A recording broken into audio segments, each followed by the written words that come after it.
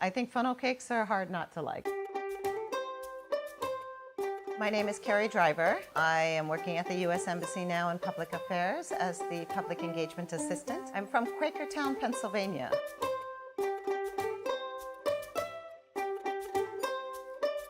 Pennsylvania was founded by the Pennsylvania Dutch, and there's quite a few influences in Pennsylvania food there. Funnel cakes was said to originally be brought to America by the Pennsylvania Dutch.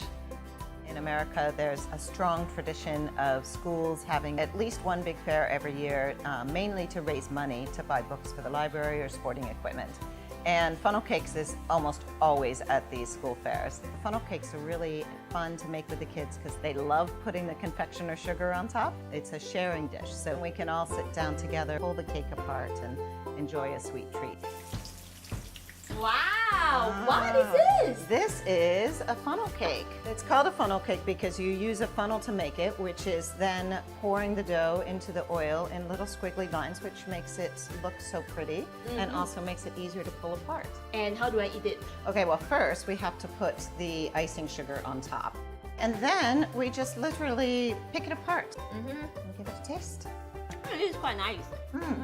It smells like prata because it's pan fried.